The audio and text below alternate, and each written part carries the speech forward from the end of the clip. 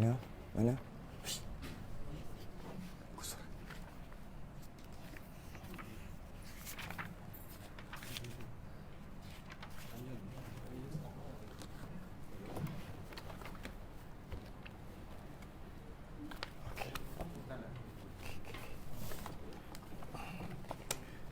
Jawi. Ada orang pakai jawi? Tak ada. Tak ada ke jawi? Tak ada lagi. Assalamualaikum warahmatullahi wabarakatuh. Innal hamdalillah nahmaduhu wa nasta'inuhu wa nastahdihi wa nastaghfiruh. Wa na'udzu billahi min shururi anfusina wa min sayyiati a'malina. May yahdihillahu fala mudilla lahu ومن يضلل فلا هادي له أشهد أن لا إله إلا الله وحده لا شريك له وأشهد أن سيدنا محمدا عبده ورسوله اللهم صل وسلم وبارك على سيدنا محمد الفاتح لما أغلق والخاتم لما سبق ناصر الحق بالحق والهادي إلى صراطك المستقيم صلى الله عليه وعلى آله وأصحابه حق قدره ومقداره العظيم اللهم نور بالكتاب بصري وأطلق به لساني واشرح به صدري واستعمل به جسدي بحولك وقوتك فإنه لا حول ولا قوة إلا بك سبحانك لا علم لنا إلا ما علمتنا إنك أنت العليم الحكيم ولا حول ولا قوة إلا بالله العلي العظيم أما بعد. Pertama sekali mari kita rafa'kan kesyukuran alhamdulillah. Terima kasih kita kepada Allah Taala dapat kita duduk dalam majlis ilmu fardu ain. Kita sambung bacaan kitab Idaman Penuntut daripada bulan lepas, yang mana kalau ikut catatannya ini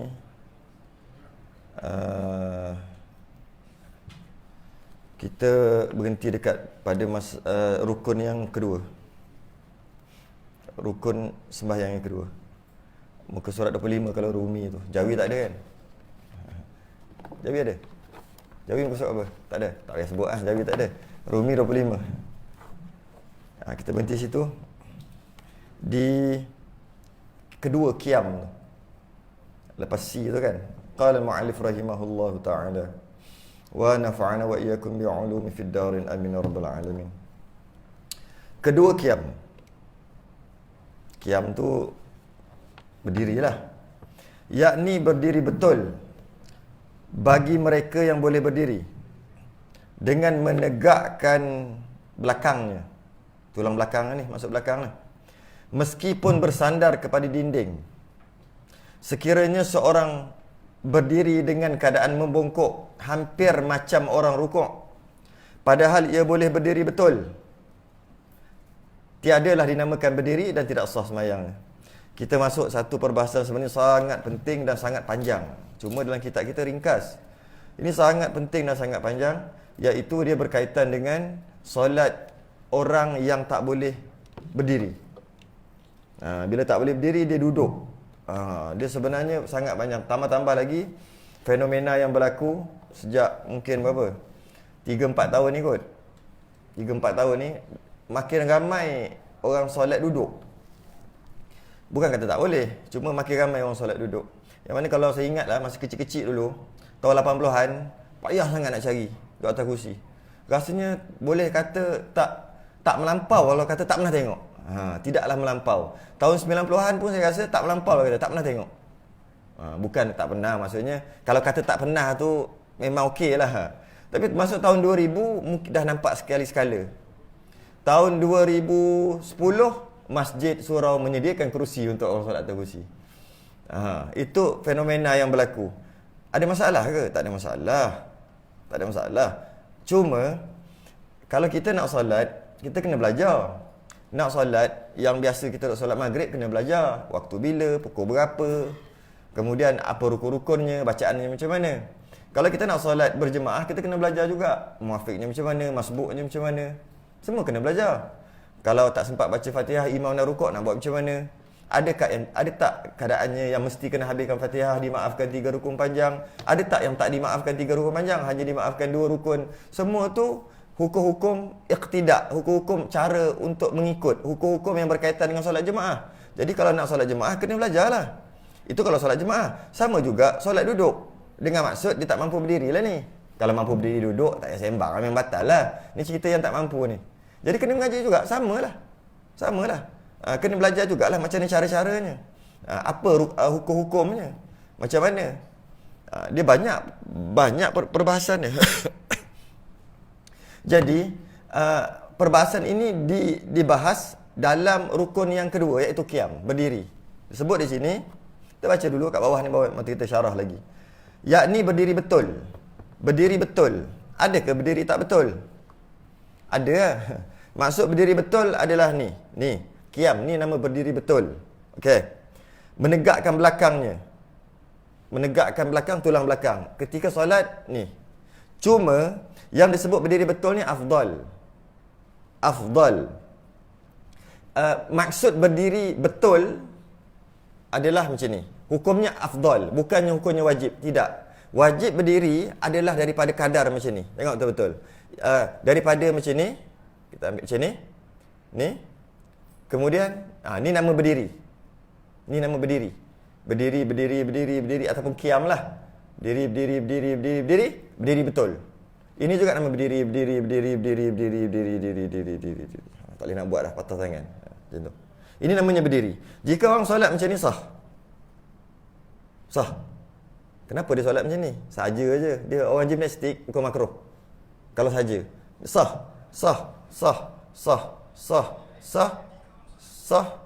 Sampai satu tahap tak sah. Cuma tahap mana? Tahap tu disebut di sini. Bersandar kepada dinding tu biar dulu. Sekiranya seorang berdiri dengan keadaan membongkok hampir macam orang rukuk, padahal ia boleh berdiri betul, tiada dinamakan berdiri. Maknanya, kalau ingat tak, siapa takkan kita tak mengaji matematik, kita mengaji kot. Masa ni lah guna matematik tu yang kita duk mengaji tu. Zaman-zaman sekolah dulu, masa ni lah nak guna. Kalau tidak duk belajar saja, akhir sekali tak guna. Gunakan dalam hukum syarak. Apa dia? Kita ada belajar darjah tu kan. Kalau bulat dia 300 berapa? 60. Sebaik ingat lagi. Kalau tidak sia-sia 360. Kita bawa masuk ke dalam ibadah kita untuk lebih mantap lagi. Kalau separuh atau maksudnya macam ni? Separuh bulat lah maksudnya. 180 lah 360. Okey. Kalau macam ni 90 lah. Dan ni 180. Ada orang dah lupa dah. Rugi je. Mengaji dulu. Yang ni dah 90. Kalau bawah lagi 45 darjah. Jadi qiyam adalah 180 sehingga 135. Dia macam ni. 180, 90. Tengah-tengah dia berapa? 180, 90. Maknanya 90 darjah. 90 bagi 2. Maknanya 45. 45 tambah 90. Maknanya 135. Hampa tak faham tu macam mana? Maksudnya 135 adalah qiyam. Ni. Qiyam. Hukum makruh kalau saja-saja tersebut itu.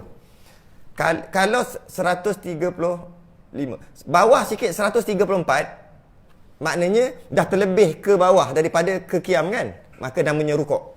Jadi rukuk hanya membezakan satu darjah saja. Rukuk dan qiyam hanya membezakan satu darjah. Maknanya ini qiyam, ini berdiri betul, afdal, ini betul-betul 135 darjah. Okey, namanya berdiri. Bawah sikit namanya rukuk. Ini nama berdiri, ini nama rukuk, ini nama berdiri, rukuk. Dua-dua sah. Dua-dua sah. Semayang macam ni pun sah. Semayang macam ni sah, rukuk macam ni je. Sah. Maksudnya ni apa ni? 135 darjah. Ni berapa? 134. Ni dia punya tu. Kurang dia punya tu kan. Jadi, maknanya kalau orang tu semayang macam ni sengaja ni bukan sakit bongkok, sengaja. Semayang macam ni, Allah Akbar, sah. Dengan syarat tadi itulah. Di antara berdiri dan rukuk afdal, tengah-tengah tu masih lagi dia panggil border di antara qiyam dan rukuk. Jadi kalau dia semayang macam ni, betul dia rukuk. Allah Akbar. Sami Allahu liman hamidah. Boleh? Tapi hukum makruh kalau tak ada masalah lah. Cuma nak bagi tahu, berdiri betul adalah macam ni. Jika semayang macam ni juga sah, jangan risau. Semayang macam ni juga sah. Semayang macam ni sah. Sehinggalah tahap di antara berdiri dan rukuk duduk tengah-tengah tu. Border tu. Sehingga situlah baru tak sah semayang dia. Jadi yang disebut kat sini berdiri betul bagi orang yang boleh berdiri dengan menegakkan belakangnya, maksudnya afdal. Yang kita dah buat tu dapat pahala afdal tu. Okey. Sekiranya seorang tu berdiri dalam keadaan macam rukuk, bahasa tadi 134 darjah lah kan, macam ni, maka padahal dia boleh berdiri, bukan sakit, tidak dinamakan berdiri, namanya rukuk, maka tak sah sembahyang. Sebab dia tak qiyam. Okey. Apa nama disebut kat sini satu lagi, meskipun bersandar kepada dinding. Maksudnya ada orang kadang-kadang dia berdiri dia akan goyang. Dia goyang sikit. Jadi jika dia bersandar dengan dinding, mesti dia kena sandar ni. Jika dia tanpa dia sandar dinding, dia boleh jatuh, dia kena sandar kat dinding. Walaupun dia terpaksa meninggalkan soft ni, dia terpaksa merugikan pahala soft. Jika soft 3, dia semayang soft yang ke-10. Sah. Sah ada 3 je. Imam kat depan, dia semayang soft yang ke-10. Belakang kosong. Sah. Sah, tak ada masalah. Bagi orang perempuan, sah dan dapat pahala soft. Kan jauh perempuan. Memang dapat, tak ada masalah. Bagi orang lelaki, potong markah.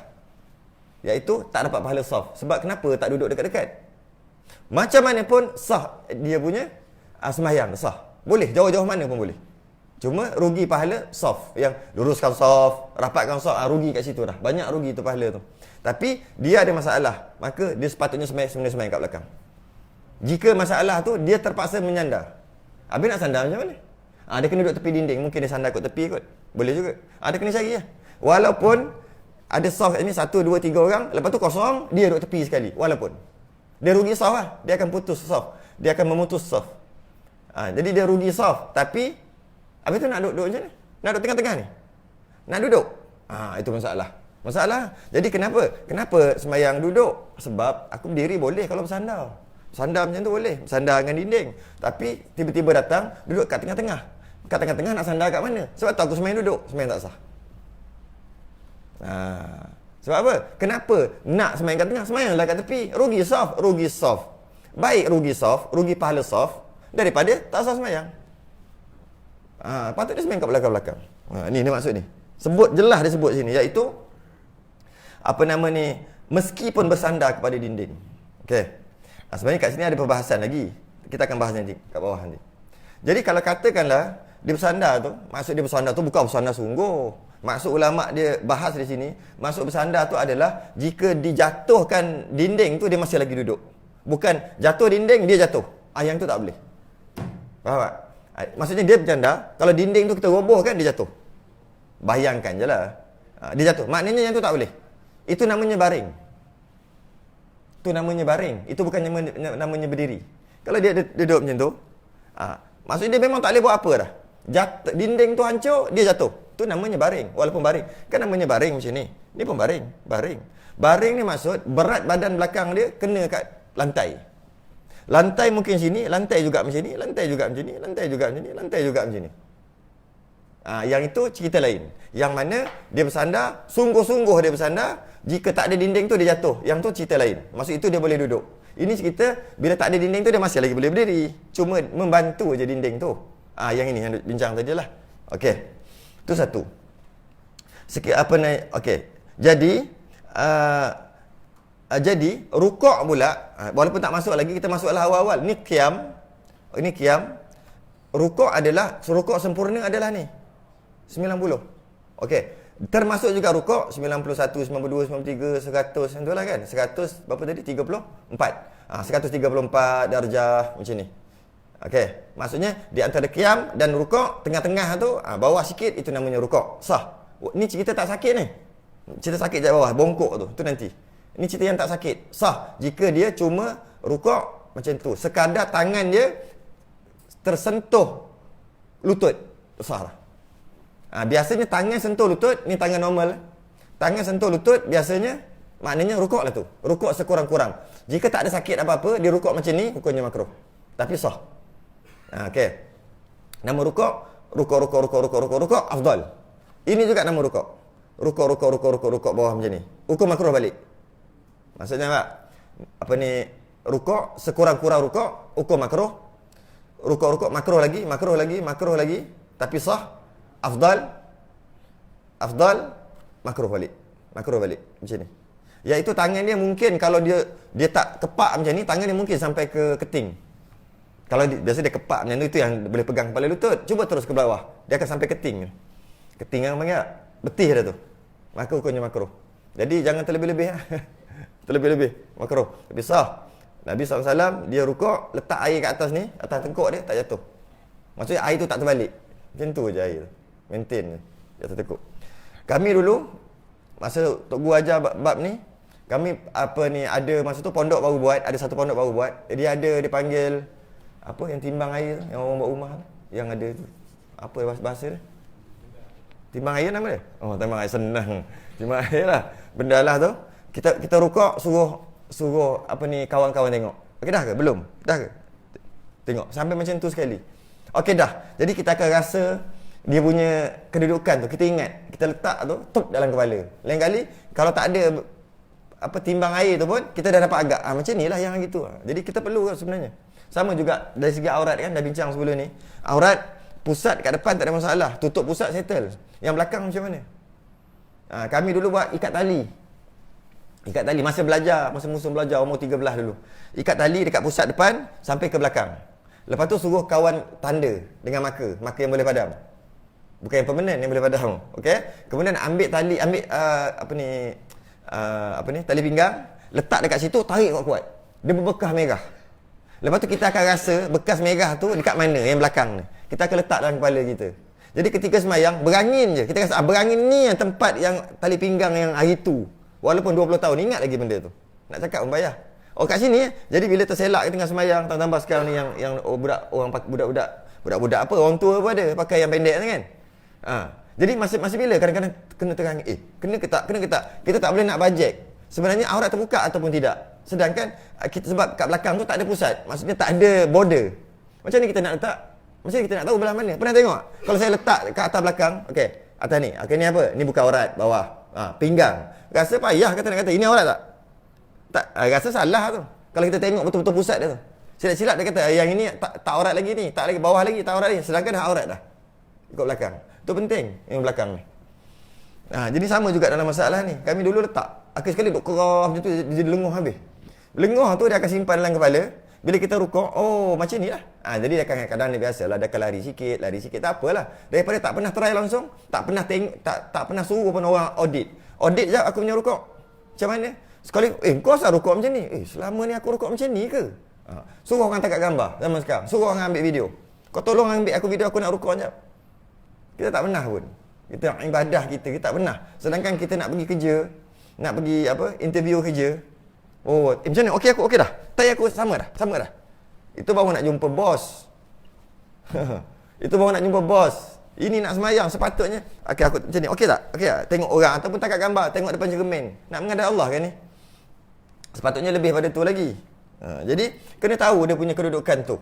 Bila kita dah usaha, kemudian dia lari sikit, tak apalah tu, nak macam mana? Tetap sah juga kan.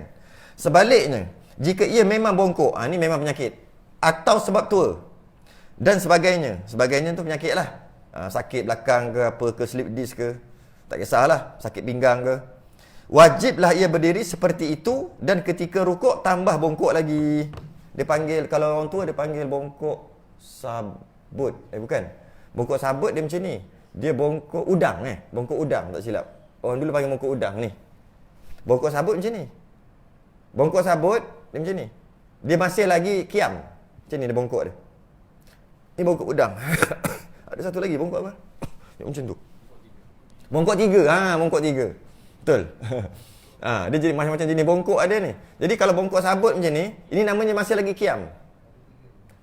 Jadi ketika nak rukuk, dia kena rukuk tapi dia masih kiam. Ini tak ada masalah. Bongkok udang ataupun bongkok tiga ni, bongkok sungguh. Mas sekarang ni, dia nak sembahyang macam mana? Nak kiam macam mana? Ni. Maka, dia sebut ni, sembahyanglah macam tu. Ni namanya kiam. Ketika nak rukuk, bawahkan sikit. Dah macam tu. Bawahkan sikit. Macam tu je.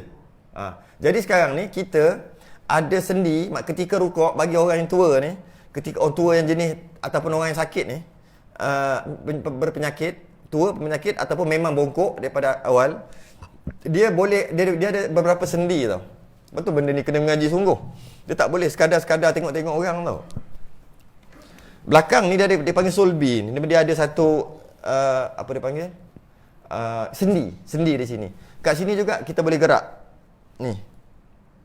Yang belakang ni tak dikira dalam rukuk. Rukuk macam ni ke, rukuk macam ni ke, ni, macam ni ke, namanya rukuk juga. Asalkan kepala dengan tempat keluar najis tu sama. Punggung dengan kepala sama. Sama ada macam ni. Kalau sengaja, makruh lah.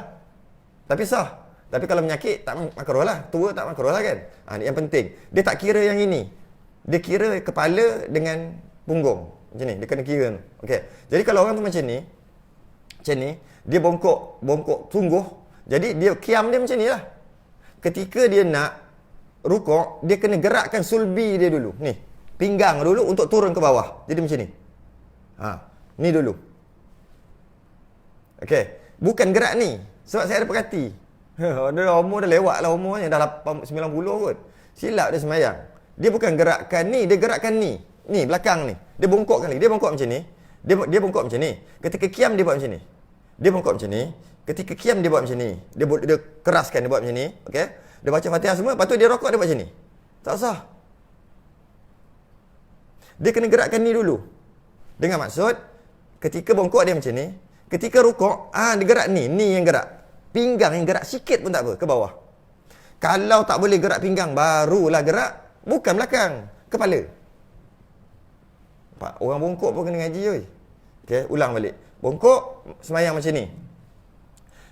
Ketika kiam. Ketika dia nak rukuk, dia kena turunkan lagi sulbi dia ataupun pinggang dia ke bawah menjadi macam ni. Ni yang turun. Okey, sahlah. I'tidal, angkat balik. Sujud-sujudlah. Okey. Kalau tak boleh yang ini, tak boleh sulbi tak boleh, dah cramp dah macam tu, dia nak semayang, bukannya dia menggerakkan ni. Maksudnya dia semayang macam ni, kemudian ketika rukuk dia macam ni. Ketika rukuk dia macam ni. Bukan. Yang dia kena gerak adalah kepala dia. Kepala dia yang ke bawah. Maksudnya ketika berdiri macam ni, kepala dia macam tu, seangkat yang boleh. Ketika rukuk, macam tu je. Bukan sibuk yang ni. Nak buat ni pun tak apa, tapi kepala tu kena. Okey. Okey. Sekiranya ia lemah daripada berdiri, ni baru masuk masalah. Yang tadi mungkin kita rasa tak berapa penting bagi kita. Ni baru penting. Memang tak sempat. Mungkin 2 bulan, 3 bulan kita kena bahas bab ni. Tak sempat. Saya masuk ke kajian ataupun kaedah solat orang sakit ni di universiti UIA, maka masa 3 hari. Pagi sampai petang, pagi sampai petang, pagi sampai petang. Semayang, solat orang sakit, semayang duduk ke macam mana ke, macam mana nak buat, apa hukum-hukumnya sebagainya. Secara detail dibincangkan. Pagi sampai petang, 3 ke hari. Kita ni saya ambil setakat yang mana mampu je lah kot. Sebab apa?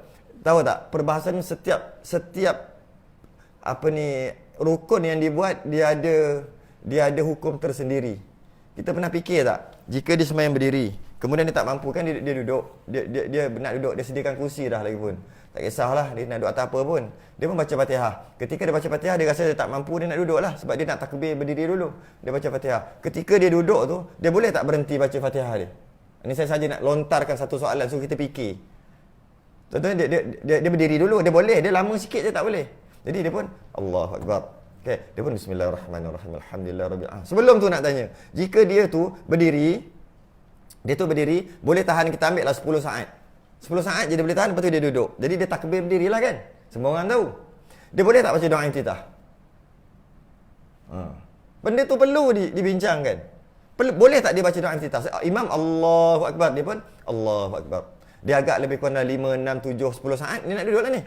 Biasa orang dia lah macam tu, dia boleh jalan. Cuma bila berdiri 5, 10 saat, dia akan goyang. Masa tu duduk, memang tak ada masalah. Soalannya, hukum yang berkaitan, dia dibenarkan tak baca doa iftitah? Kat situ. Tak pernah terfikir pun. Memang lah. Sebab dia kena masuk kelas khusus. Lepas tu pula, dia pun baca Fatihah. Ketika dia baca Ar-Rahmanir-Rahim Maliki Yawmiddin, dia tak rasa tak tahan. Dia nak duduk kan? Boleh tak dia berhenti? Ar-Rahmanir-Rahim Maliki Yawmiddin, dia pun duduk. Iyyaka na'budu wa iyyaka nasta'in. Boleh tak? Dia berhenti kejap. Ataupun dia ketika duduk tu, dia kena Iyyaka na'budu wa iyyaka nasta'in. Tak boleh berhenti. Tak pernah terfikir pun. Memang boleh ke? Memang boleh ke? Tidak. Ada keadaan dia kena berterusan bacaan Fatihah, tak boleh berhenti walaupun dia tengah nak duduk sebab dia tak larat. Ada keadaan dia disunatkan untuk berhenti, jangan baca apa-apa. Antaranya ketika dia nak bangun. Adalah bahas. Dia nak bagi lontar apa-apa, kita tak masuk bab tu. Banyak lagi. Ketika rukuk, ketika sujud, tangan tu duduk dekat kepala lutut yang sujud isyarat tu, ke lepaskan? Memang pegang je kepala lutut. ketika sujud. Kita rukuk. Tu hati-hati. Tu tak cerita duduk ada 7 jenis ni. Duduk ada 7 jenis. Kita masuk yang mana sempat lah. Saya memang tak sempat bulan ni, bulan depan pun tak sempat. Lepas raya pun tak sempat nak habis. Kalau nak betul-betul bahas satu-satu lah. Saya buat yang mana mampu lah. Jadi sekiranya ia lemah daripada berdiri, maksudnya dia tak mampu untuk berdiri, tak boleh untuk berdiri, hendaklah ia sembahyang duduk. Bagaimana cara yang boleh? Jika tak mampu berdiri, duduk. Sebab sabda Nabi sallallahu alaihi wasallam, wa idza amartukum bi amrin fa'tu minhu mastata'tum. Dan apabila aku memerintahkan kamu supaya melakukan sesuatu ibadah, maka lakukanlah semampu kamu. Jika tak mampu berdiri, boleh duduk. Sama juga fattaqullaha mastata'tum. Bertakwalah kamu kepada Allah menurut kesanggupanmu. Dan kalau kita tengok nota kaki tu, kecil je, saya pun tak nampak sebenarnya ni. Yang ada satu dalam kurungan tu kan. Sandaran itu. Hadis daripada Bukhari tu. Yang mana seorang sahabat bernama Imran bin Husain. Dia ada penyakit. Penyakit dia buasir. Kanat bi bawasir. Dia ada penyakit bawasir, kata dia. Bila bawasir dia ada banyak tahap. Ada tahap 1, 2, 3, 4. Yang tahap yang saya pernah tengok, dia sakit buasir ketika dia panggil rektum atau rembung dia keluar. Plup, keluar. Jadi dia kadang-kadang bila keluar dia rasa tak selesa, berdarah, berdeneh, betul tak bahasa? Deneh kan? Berdarah, ada nanah, tahap 4. Dan benda tu loose, dia macam loose, plup keluar. Ketika dia masuk ke dalam, baru sedap sikit nak semayang, nak apa, tak terasa macam tu. Rasa macam terik, dia kata. Jadi nak masukkan rembung ataupun rektum tadi tu, dia masuk, dia duduk atas bateri. Dia cari bateri, dia duduk, plup, masuk. Ambil bateri tu, pum, buang. Suai bateri tu. Tapi nak ceritanya, dia tak boleh masukkan tangan dah. Masa tahap ketiga boleh masukkan tangan. Dia pluk, dia terak. Baru sedap semayang sikit. Kalau tidak, terasa macam ada benda lah. Rasa macam, dah lah tu berair. Macam mana? Orang perempuan haid, dia pun haid juga. Kau haid ke ni? Bukan, darah buasir. Allah uji dia. Soalannya macam mana? Nak semayang. Sahabat Nabi nama Imran bin Husain. Dia kata macam mana dia nak semayang, dia mengidap buasir tahap 4. Maka Nabi bersabda, itulah kecil sangat. Faqala salli qa'ima fa illam tastati' fa qa'ida fa illam tastati' fa ala jambin zada Nasa'i. Ditambah oleh Imam Nasa'i ni. Fa illam tastati' fa mustalqiyan la yukallifullahu nafsan illa wus'aha. Maksud dia apa? Tak boleh nak baca kan. Juzuk Bujairimi Iqna' juzuk 2 muka 6, artinya sabdanya, hendaklah engkau sembahyang berdiri jika engkau tidak terdaya, hendaklah engkau sembahyang duduk jika engkau tidak terdaya, hendaklah sembahyang berbaring. Dalam hadis An-Nasa'i tambah lagi, maka jika engkau tidak terdaya, sembahyang terlentang. Jadi maksudnya yang tadi tu, jika engkau tidak terdaya, hendaklah engkau sembahyang berbaring tu sebenarnya tak tepat tu. Terjemahan tu bukan berbaring, mengiring tu. Fa'ala jambin. Maksudnya mengiring. Kemudian tambah Nasi'i kata tidak terdaya, hendaklah terlentang ataupun berbaring. Baru kena. Okay? Tuhan tidak memberatkan seseorang melainkan apa yang ia terdaya, kata Nabi. Jadi bila macam tu kita tahu. Apa Nabi kata, bila kau tak mampu berdiri, duduk. Tak mampu tu macam-macam lah. Pening, nak jatuh, macam-macam lah. Tak tahan, kepala lutut bergegar, tukar gearbox. Tak kisah. Tak kisahlah apa penyakit pun. Jadi senang cerita, nak berdiri tak boleh, tak mampu. Jadi antaranya adalah buasir. Dia akan jadi something, sesuatu, meleleh, keluar darah dan sebagainya. Jadi Imran bin Husain tanya, Nabi jawab, kita dapat ilmu. Nabi kata, jika tak mampu berdiri, duduk. Soalannya sekarang nak faham tak mampu tu apalah. Kan? Jadi tak mampu berdiri, duduk. Tak mampu tu macam mana? Boleh tak kalau saya kata, kenapa kau semain duduk ah? Aku tak sihat ah. Sakit apa? Sesama. Boleh tak? Nampak tak? Nampak tak kita punya apa dia panggil? Kita ada kita punya sendiri. Macam ni baru boleh, macam ni tak boleh. Jadi cuma kita punya apa dia panggil? Tahap yang kita nak kata boleh semain duduk tu tak jelas. Tak jelas. Tapi kata, dia tu lumpuh, tak boleh berdiri langsung, lumpuh daripada pinggang ke bawah. Boleh tak semain duduk? Boleh kan? Nampak? Itu confident nak kata boleh. Confident. Dia sembahyang duduk, tapi tanya kenapa, dia kata batuk. Batuk sembahyang, nampak? Confident tak? Confident yang tu. Di antara tu yang payah tu. Di antara confident yang dia tak boleh sembahyang duduk, iaitu dia sesama sembahyang duduk, sakit dia kata. Sakit sesama. Kenapa? Kena gigit nyamuk tadi. Gatal. Sebab tahu sembahyang duduk sakit. Oh, dengan confident kita kata tak boleh. Macam tu juga dengan confident ni dia kata lumpuh daripada pinggang ke bawah, tak boleh berdiri, memang tak boleh, memang sah sembahyang kau duduk. Memang sah sembahyang kau duduk. Confident. Di antara tu yang payah ni. Di antara yang confident dengan confident tadi, yang mana yang nak kata, boleh ke tak boleh? Yang itu yang dibahaskan panjang. Berjam-jam. Bukan ni, asal boleh, sakit boleh. Sakit boleh duduk? Tidak. Tak mampu berdiri duduk? Tak. Dia ada perbahasan yang sangat panjang. Jadi, antaranya, berterima kasihlah kita kepada Imran bin Husain ni, kerana dia tanya Nabi.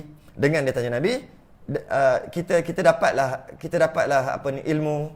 Cuma nak cerita pasal Imran bin Husain ni sikit, sejarah sikit. Sahabat Nabi dia ni, dia sakit buasir dan dia tak tahan. Tak tahan sangat buasir dia. Tak tahan, sakit, berdarah, payah nak buat, kena pakai pampers, apa nama dia panggil? Dewasa tu. Kena pakai, nak kena sumbat, macam-macam. Dia panggil, mungkin boleh diistilahkan daimul hadas. Orang yang sentiasa berhadas. Sentiasa keluar darah. Tak lama-lama lagi pula, najis pula nanti. Najis yang ada, dia akan keluar sikit-sikit. Dia tak boleh tahan dah. Tak ada grip dah. Jadi dia sangat sakit. Lalu dia kata, dia jumpa Nabi, dia kata, aku boleh tak kalau aku nak minta kau tolong doakan aku supaya sembuh sakit ni. Nabi berkata, kau tahan lebih afdal. Tak tahan dah Nabi, tak tahan lah, tolonglah, doakan kesembuhan, doakan doakan bagi aku sembuh. Yang bestnya, Imran bin Husain ni dia ada karamah. Kita panggil karamah lah. Karamah dia, tiap-tiap hari malaikat datang jumpa dia dalam bentuk manusia lah. Tapi dia tahu lah. Malaikat jumpa dia, tegur dia, tanya macam mana hari ni, sihat ke? Sebab dia sakit, malaikat bertegur siapa, dan malaikat bagi salam assalamualaikum kat dia. Lepas tu belah. Esok datang lagi, lusa datang lagi. Hari-hari. Bila bila dia minta kesembuhan Nabi kata kau sabar je lah.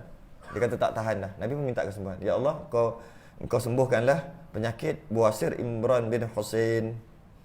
Selang tak lama tu clear. Doa Nabi kan.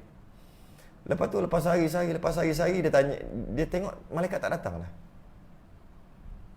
Seminggu tak tahan lah. Orang yang dikerumuni, dilawati oleh orang-orang baik ni, orang lah kita panggil, orang makhluk-makhluk yang baik. Jika tak ada makhluk baik sekeliling dia, tak sedap duduk. Ya, kita perhati kita macam tu. Kalau kita biasa mari surau masjid, tiba-tiba kita pindah part lain, tak boleh duduk rumah, bercampur pergi kedai minum, main dam. Sebab orang tak kenal, pergi tak boleh. Kita akan cari masjid surau juga. Dia memang macam tu. Jadi bila dia bukan orang, siap malaikat datang, jadi dia memang tak tahan. Dia rasa macam tak sempurna hidup dia. Dia tanya Nabi, kenapa malaikat tak datang bagi salam kat aku dah? Salam malaikat tu, assalamualaikum, selamat sejahtera. Tanya apa khabar, sihat ke tidak? Ui, bestnya. Tiba-tiba tak datang dah. Lepas hari dia tanya Nabi. Nabi kata, malaikat yang datang turun ziarah engkau sebab engkau sakit. Sekarang malaikat tu pergi ziarah orang lain lah. Sebab engkau dah tak sakit. Dia kata macam ni lah, doakan aku sakit balik. Doa, ya Allah, kau kembalikanlah penyakit buasir Imran bin Husain. Akhir sekali dia mati dalam buasir. Dan dia mati kerana buasir tu. Malaikat datang ziarah balik lepas tu. Sampaikan bila bila malaikat ziarah, malaikat selalu dikelilingi oleh malaikat, maka sahabat-sahabat ni dia bertawassul lah, kita kata. Dia bertawassul dengan menyebut nama Imran bin Husain. Ini antara hujah yang mana kita boleh bertawassul dengan sesuatu. Cerita pasal dalam gua, ingat yang 3 pemuda masuk gua, jatuh batu. Akhir sekali, pendekkanlah cerita tu. Cerita memang seronok. Saya nak masuk kepada ni. Ya Allah, jika benarlah apa yang aku buat sekian-sekian, kau bukalah krek sikit 3 kan. Akhir sekali dia dapat keluar. Namanya tawassul lah tu.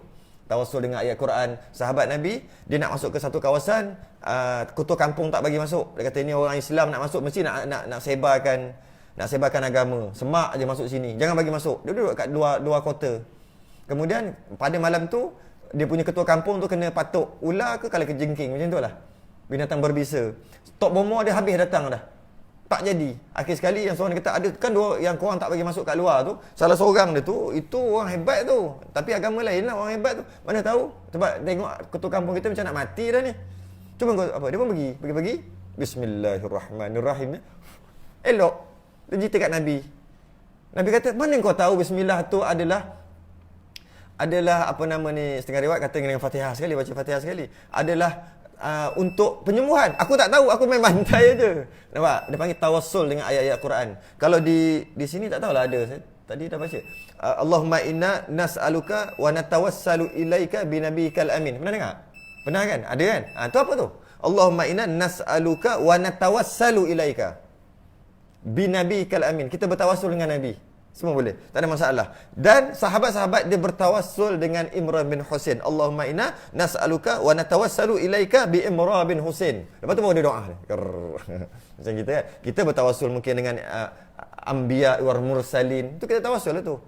Menggunakan apa nama ni, nama-nama orang-orang yang baik. Kita kata, ya Allah, berkat walimu ini aku minta kepadamu. Bukan minta kat wali, bukan. Bukan minta kat kubur, bukan. Kita sebagai panggil tawassul. Tabarruk boleh juga.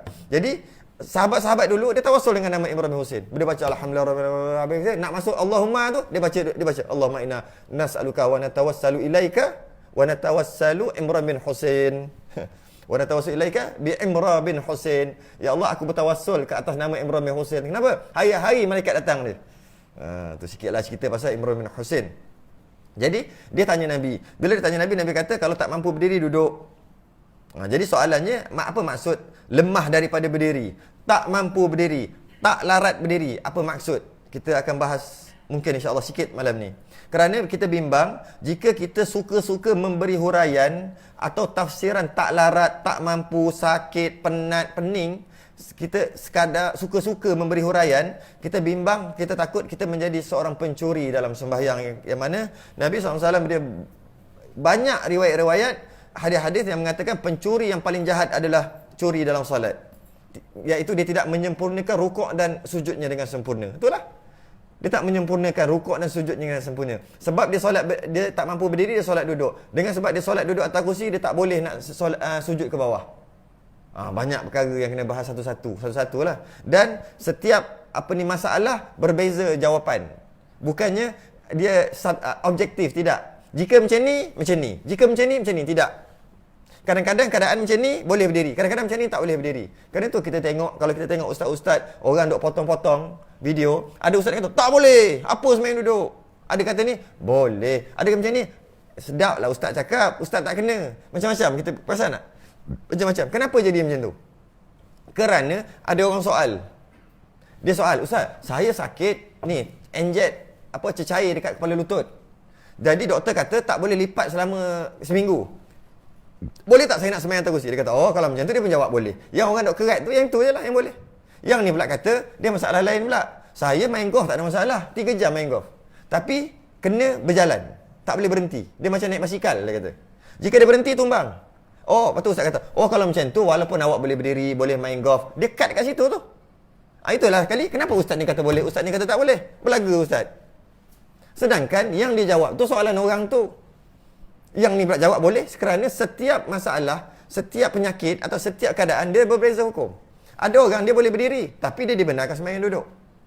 Ada orang dia tak boleh berdiri, maksudnya tak boleh berdiri, dia nak berdiri tu payah sikit, kena pegang. Dia tak dibenarkan duduk. Macam-macam keadaan. Ada orang nampak okey je, tapi dia sembahyang duduk, malah dia dibenarkan duduk. Dia okey, sihat, dia bawa balik jogging, berpeluh-peluh. Balik jogging, berpeluh-peluh. Lepas tu masuk-masuk, sembahyang duduk terus. Boleh? Ada keadaan. Walaupun balik jogging, dia berdiri lama, tunggu BRIM. Bukan BRIM lah sekarang ni, apa? Saya ingat BRIM dulu, sekarang dah tak ada kot. Tak apalah, tunggu roti canai. Tunggu roti canai, lamanya nak siap roti canai, berdiri, beratur. Kalau tak beratur nanti kena potong queue beratur. Sejam beratur, katalah. Berdiri. Datang-datang sembahyang, tunggu duduk. Boleh? Bukan boleh, maksudnya ada keadaan. Bukan kita tengok, heret kursi. Tiba-tiba sembahyang duduk. Kursi dia bawa, lepas tu dia duduk. Tak sah. Tak. Ada keadaan. Panjang keadaannya. Banyak. Tapi ada keadaan. Tak semestinya dia objektif tak. Macam ni, mesti macam ni. Kau boleh berdiri kan? Kau kena duduk. Tidak. Ada keadaan, antara contoh saya bagi, kita akan ulang lagi bulan depan. Apa dia? Apabila dengan dia sembahyang berdiri, dia rukuk ataupun dia sujud, air kencing dia keluar. Kalau dia sembahyang duduk, air kencing tak keluar. Mana kita tahu air kencing dia datang-datang. Air kencing aku keluar. Dia tak ada orang. Atau dia panggil sil baul. Ada keadaan buasir. Ada orang cerita, datang, aku buasir berdarah sikit kat sini. Tak ada orang cerita macam tu. Dia nampak elok jogging, nampak elok je berjalan, dia sembahyang duduk. Sebab ada buasir. Mana tahu? Dia ada keadaan tertentu. Dia tak semestinya boleh berdiri lama, tak boleh duduk sembahyang. Ataupun kalau sembahyang duduk tak sah. Tidak, ada keadaan tertentu. Tu kata panjang ni. Jadi, bimbang, takut kita meletakkan tak mampu, tak larat tu, menyebabkan kita jadi orang yang mencuri dalam sembahyang. Malah kita tahu, pencuri adalah berdosa. Pencuri itu berdosa. Kerana pencuri yang paling jahat, kata Nabi, adalah orang yang mencuri dalam sembahyang. Senang kita tahu, mencuri itu dosa kan? Dan kita tahu, macam mana kalau mencuri, hasil curian kita tak ambil. Maksudnya kita tak guna untuk kita. Kita bagi dekat orang miskin. Macam Robin Hood. Boleh tak? Tak boleh. Matlamat tidak menghalalkan cara. Maknanya, curi barang, ambil untuk diri sendiri, tak boleh haram. Curi barang, tak berguna untuk sendiri. Bagi orang miskin pun, haram. Tak boleh. Maknanya, besar dosa. Dosa besar. Ini lagi besar pada dosa mencuri itu. Apa dia? Curi dalam sembahyang. Kata Nabi, pencuri yang paling jahat ialah yang mencuri dalam salat, iaitu tidak menyempurnakan rukuk dan sujud. Waktu yang boleh sujud, dia tak sujud. Kerana dia buat tak sujud dengan sempurna, iaitu dia buat isyarat. Sedangkan dia kena sujud sempurna. Kena tahu satu-satu. Bimbanglah. Nabi pernah berkata, Nabi tengok seorang tu sembahyang, Nabi kata, jika dia mati dalam keadaan sembahyang begini, maka matinya tidak dalam agama Muhammad. Nabi siap kata macam tu. Ada satu keadaan. Dan ada juga riwayat yang lain, Allah tidak memerhati solat hamba yang tidak meluruskan tulang punggungnya di antara rukuk dan sujud. Tu sikit. Jadi hati-hati dalam masalah nak duduk sembahyang tu. Jadi menurut Imam Rafi'i ada 7. Menurut Imam Rafi'i ada 7 keadaan yang dimaksudkan dengan tak mampu, uzur, tak larat, atau 7. Okey. Ataupun istilah yang paling tepat sebenarnya adalah bukan tak mampu, uzur. Kerana kalau kata sakit, ada keadaan tak sakit. Kan? Macam air kencing tadi tak sakit. Jadi yang paling cantik adalah uzur. Uzur tu adalah dimaafkan daripada berdiri. Asalnya dia wajib sembahyang berdiri kerana berkiam adalah rukun sembahyang. Oleh kerana dia ada uzur, maka dia dibenarkan duduk. 7 perkara Imam Rafi'i kata. Yang pertama, lumpuh. Yang ni memang confirm semua orang setuju. Lumpuh. Maksudnya hilang keupayaan untuk berdiri. Lembek lutut. Apa lagi? Lumpuh lah. Itu yang pertama. Sama ada dia lumpuh sebelah ke, lumpuh separuh ke, janji lembek lutut. Tak boleh. Makan pun tak boleh. Orang kata, mari sini ambil 10,000. Pun tak boleh berdiri. Ni bukan ambil 10,000. Boleh berlari pula. Yang tu tak. Maksudnya, orang buat macam mana pun, dia memang tak boleh berdiri. Istilah dia lumpuh. Tu yang pertama. Yang kedua, dia akan takut berlaku kemudaratan ataupun kerosakan ataupun kesakitan atas diri dia. Contohnya, dia jahit. Dia buat pembedahan jahit di sini. Jika dia berdiri rasa terik. Itulah. Dia akan sekarang ni kalau dia duduk ataupun kalau dia duduk okey je. Jika dia berdiri akan terik mungkin jahitan tu akan terbuka. Jadi sekarang jahitan tu tak terbuka lagi. Cuma dia takut bimbang akan jadi kemudaratan. Tak berlaku mudarat lagi. Boleh duduk dah. Mungkin juga jahitan kalau perempuan duduk belah perut ni kan, dia panggil beranak kot tingkap ni lah. Dia beranak kot atas ni, dia gam je sekarang ni. Sekarang ni gam ni tak ada jahit dah. Dia gam apa tak tahulah. Jadi bimbang takut gam tu terbuka sebab baru beberapa hari katalah nak kena sembahyang. Maka, boleh ke dia sembahyang duduk? Boleh.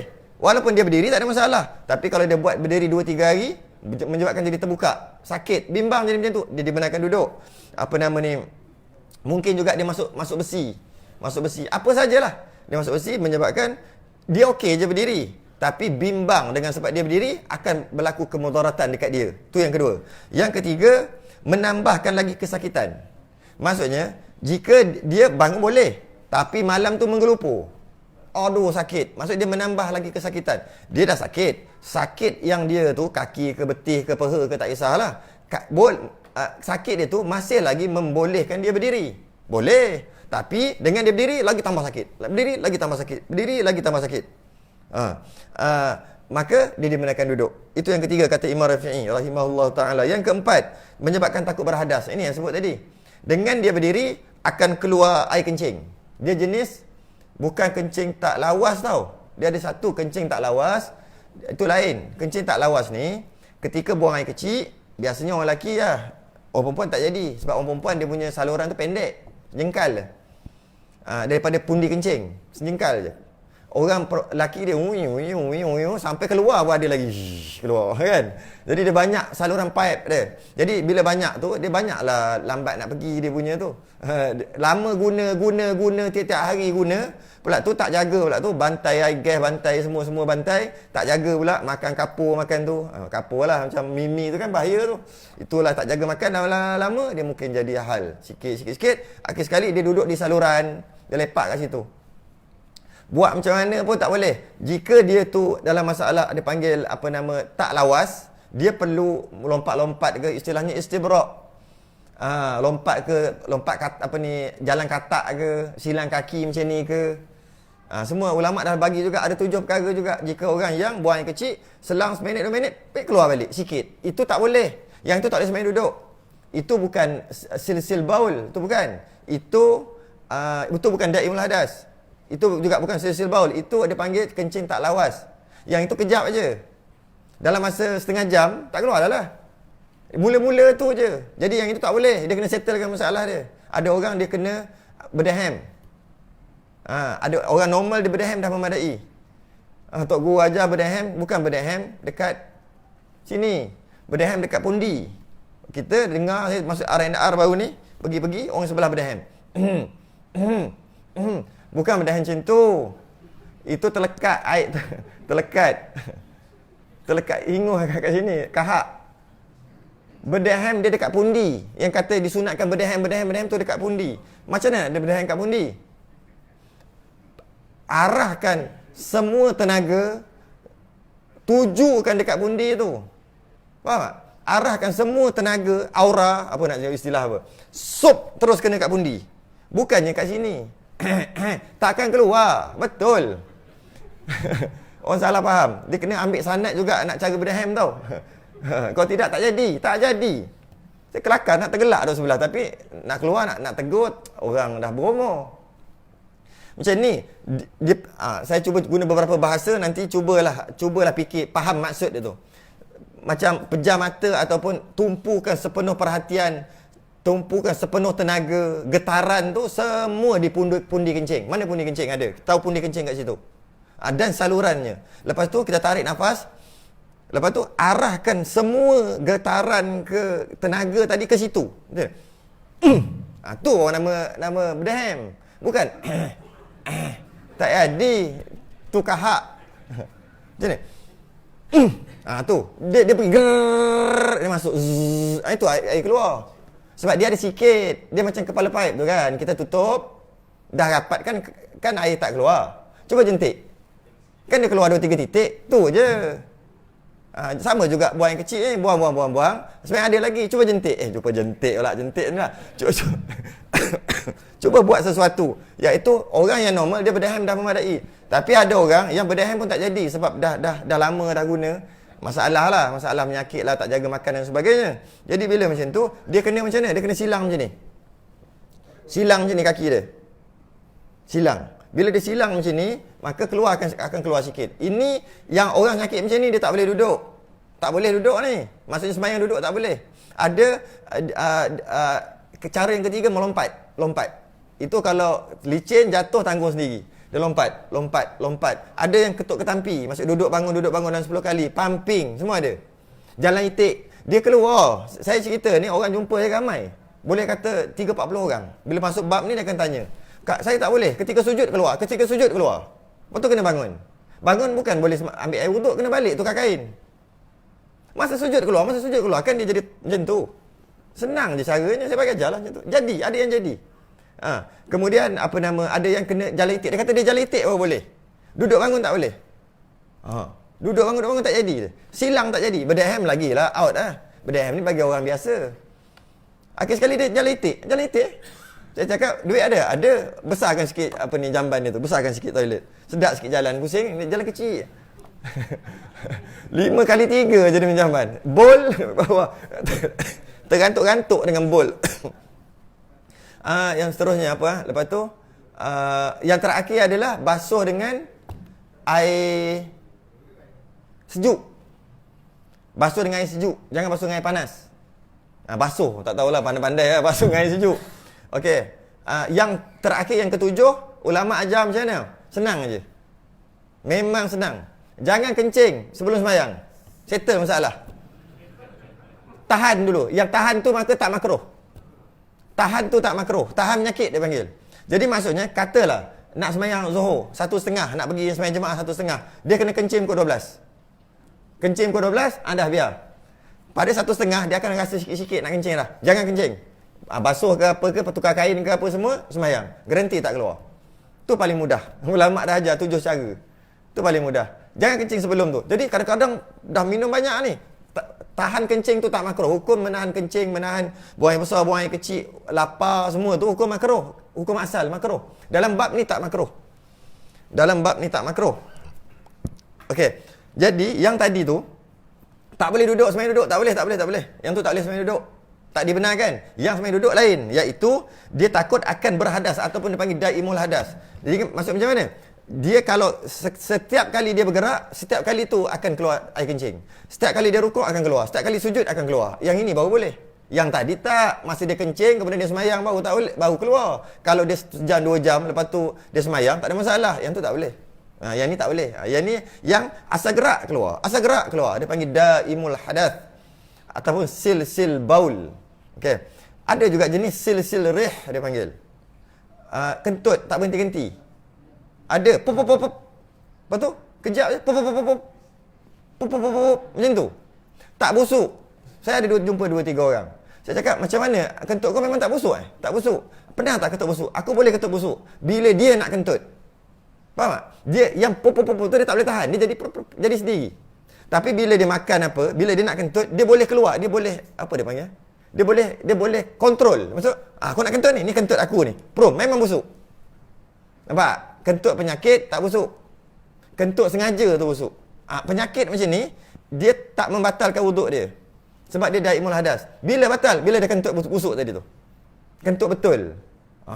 Kita kena bahas panjang lagi tu bab kentut tu. Jadi siapa yang ada masalah tu ni jumpa PM tepi lah. Bahaya panjang bab tu. Jadi bila macam tu,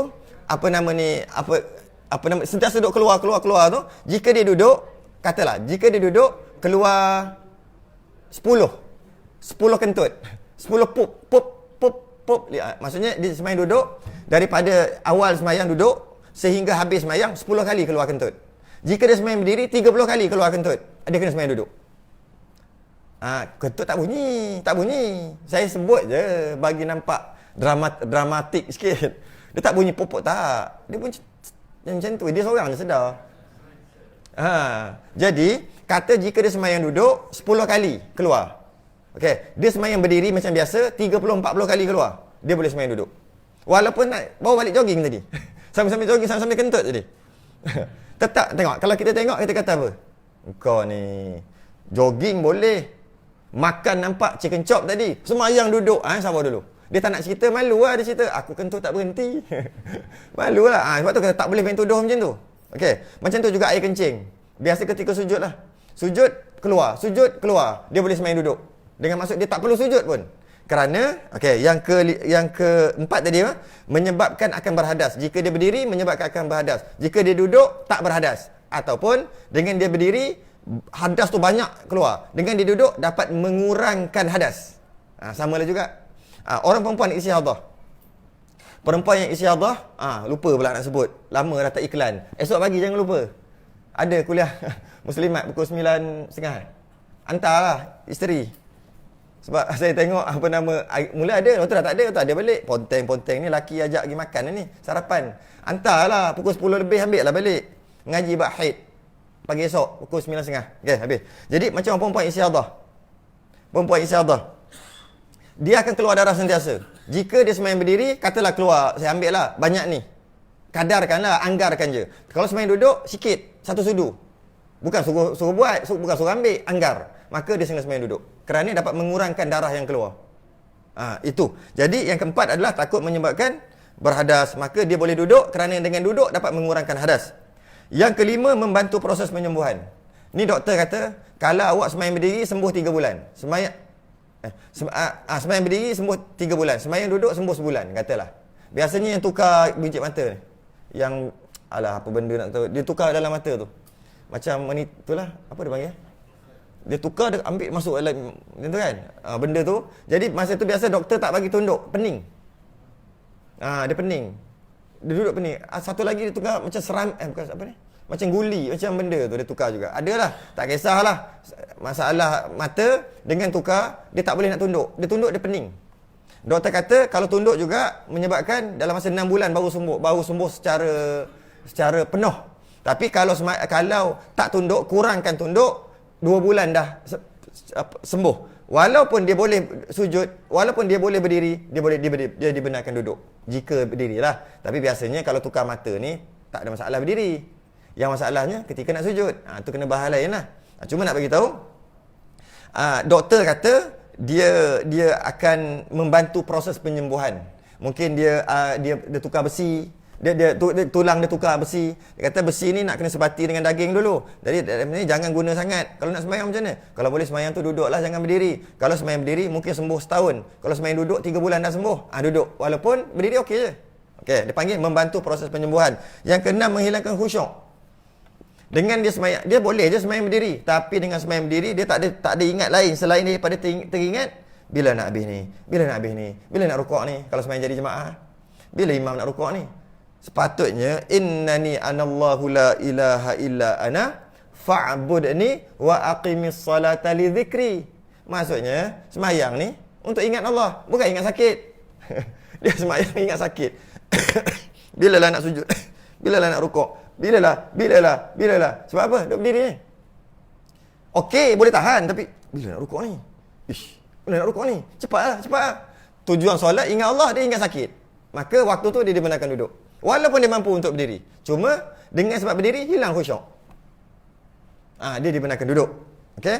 Apa nama ni? Yang terakhir adalah takut tenggelam. Takut tenggelam. Maksud dia sembahyang di atas perahu. Cuma kita mungkin tak ada masalah dalam bab tu. Kita kiaskan kepada pening. Duduk atas, kalau macam duduk atas perahu, kiaskanlah. Duduk atas perahu, kaki dia satu sini, kaki satu sini. Benda tu jadi-jadian. Kan dia kena kerahkan dia punya peha ni. Macam tu kan? Dia nak seimbang.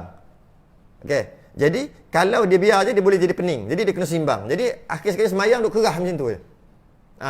Maka, dia dibenarkan duduk. Cuma tak berlaku kat kita. Kita apa? Kita pening lah. Berdiri je pening. Pening. Waktu tu dibenarkan duduk. Cukup. Habis. Itu beberapa perkara yang dimaksudkan dengan uzur ataupun tak mampu. Bukan suka-suka nak letak tak mampu. Cuma, bila tak mampu berdiri, dibenarkan duduk. Duduk tu cara mana? Bulan depan. Sebab duduk ada 7 cara. Ada nama iftirash, tawarruk, tarabuk. Semua ada macam-macam cara. Iqa'. Semua ada jenis-jenis duduk. Ada 7 jenis duduk. Dengan dia duduk, mana-mana dia dibenarkan duduk? 7 jenis. Tak mampu berdiri duduk kan? Boleh, pilih. Nak duduk macam mana? Atas kursi, sila. Sah. Jika yang ni yang tak mampu ni. Tak mampu yang mana? Tak mampu yang 7 perkara tadi lah. Cukup syarat yang tadi tu. Jadi dia dibenarkan duduk. Duduk macam mana? Boleh? Atas kursi boleh? Siapa? Air kencing keluar? Boleh duduk atas kursi? Pening? Boleh? Nak duduk macam mana? Nak duduk bawah? Macam tayak awal? Boleh? Nak duduk macam tayak akhir? Boleh. Nak duduk bersila? Boleh. Nak duduk belunjuk? Boleh. Semua boleh. Tapi ingat satu perkara. Dia hanya dibenarkan untuk duduk kerana dia uzur berdiri. Bila uzur berdiri, dibenarkan duduk. Uzur berdiri, dibenarkan duduk. Okey. Uzur berdiri, dibenarkan duduk. Jika dia duduk, maknanya okey, sebab dia uzur berdiri. Sujud tak ada kena-mengena dalam ini cerita. Ramai orang dia kata uzur berdiri, dia duduk. Sebab uzur berdiri. Betul. Tapi dengan sebab dia duduk, dia tak sujud. Tak sujud betul. Tak sah sembahyang. Sebab dia bukan uzur sujud. Dia uzur berdiri. Okey. Katakanlah, dia pilih mana-mana salah satu daripada 7 jenis duduk. Dia boleh duduk mana-mana sah. Duduk macam mana pun sah. Duduk atas kursi, duduk kat bawah, duduk macam mana pun. Belunjuk, tak belunjuk, semua. Kaki duduk bawah, kepala lutut dua naik. Kepala ayah, tak ada masalah. Tak ada masalah. Duduklah, sah. Sebab tak mampu berdiri, duduk. Tapi, dengan contohnya, dengan dia duduk, cara yang ketiga, menyebabkan dia tak boleh sujud. Tapi, kalau dia duduk cara yang kelima, boleh sujud. Dia tetap duduk cara ketiga. Nak tanya, kenapa? Tak nak sujud dah ke? Dia boleh duduk cara ni. Dengan dia duduk cara pertama, dia tak boleh sujud. Sebab tak sesuai nak sujud. Dia duduk cara yang kedua, tak boleh sujud juga, tak sesuai. Duduk cara ketiga, boleh sujud, senang aja. Duduk cara keempat, boleh sujud. Duduk cara kelima, boleh sujud. Duduk cara keenam, tak boleh sujud, tak sesuai. Cara duduk tu tak sesuai. Duduk cara ketujuh, tak boleh sujud. Jadi, ada 3 cara yang jika dia duduk cara tu boleh sujud. Ada 4 cara jika duduk cara tu tak boleh sujud, tak sesuai. Dia tetap memilih yang tak boleh sujud. Soalannya kenapa? Tak nak sujud ke? Kenapa tak pilih duduk yang boleh sujud lepas duduk tu? Lainlah dia memang tak boleh sujud, tu cerita lain. Ini kenapa tak sujud kat bawah? Sebab duduk atas kursi, nak sujud macam mana? Oh, maknanya dia memilih 7 tu, dia memilih salah satu jenis duduk, iaitu duduk atas kursi. Dia uzur berdiri, dia benarkan duduk. Kenapa kau tak sujud? Tak boleh nak sujud, tak sah sembahyang. Kecuali memang tak boleh sujud lah. Itu kena hati-hati kat situ. Itu bulan depan. Jangan suka-suka duduk. Kerana kalau duduk agak-agak duduk macam tahiyat awal, senang nak sujud. Dia tak mampu berdiri, duduk macam tahiyat awal. Senang je. Terus ke depan. Cuba duduk atas kursi. Boleh nak turun? Kenapa pilih atas kursi? Yang tak nak sujud ni satu je. Malah nak sebut. Siapa yang tak nak sujud? Jangan cakap, kuat-kuat. Marah orang pula. Wallahu alam. Sambung bulan depan dalam masalah ni. Tapi sambung kuliah ada lagi lepas Isyak ni, pukul 10. Tu ada, tu tak malam. Ini sambung yang ni bulan depan. Kita sudahi dengan tasbih kafarah dan suratul subhanakallahumma wa bihamdika. Assalamualaikum warahmatullahi wabarakatuh.